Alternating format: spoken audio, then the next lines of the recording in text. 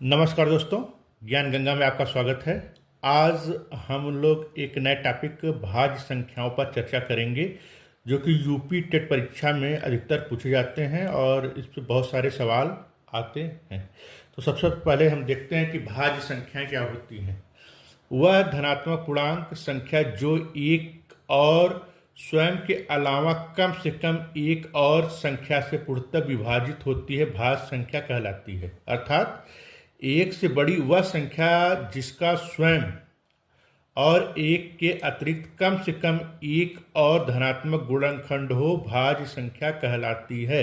यहाँ पर इम्पॉर्टेंट है कि जो गुणनखंड होना चाहिए वो धनात्मक होना चाहिए, ऋण नहीं होनी चाहिए।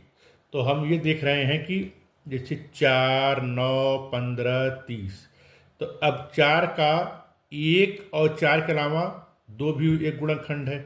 9 का 1 और 9 के अलावा 3 भी एक गुणनखंड है। इसी तरह 15 का 1 और 15 के अलावा 3 और 5 भी गुणनखंड है। इसी तरह 30 के 1, 2, 3, 5, 6, 10, 15, 30 ये सब उसके गुणनखंड है। इसलिए ये सब क्या है, ये सब भाज्य संख्याएं हैं। इसके कुछ महत्वपूर्ण बिंदु हैं, उस पर भी हम चर्चा करते हैं।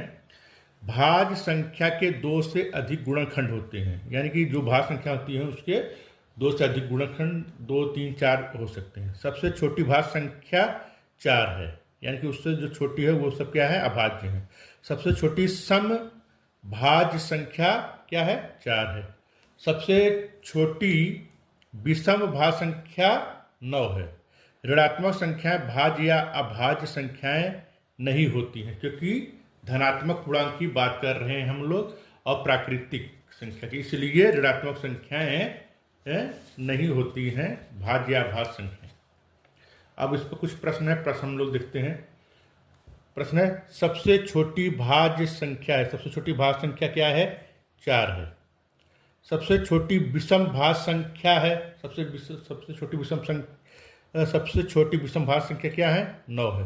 कौन सी भाज्य संख्या है, कौन सी भाज्य संख्या है, तो ये 59, 69, 79, 89 में ये भाज्य संख्या है। दो अंकों की सबसे बड़ी भाज्य संख्या है, 2 अंकों की सबसे बड़ी भाज्य संख्या 99 है। अब है अगला सवाल, 1 से लेकर 100 तक कुल कितनी भाज्य संख्या है। 1 से लेकर 100 तक कुल 74 भाज्य संख्या है। ठीक है, अगले वीडियो में कुछ नया लेके आएंगे, तब तक थैंक यू, धन्यवाद।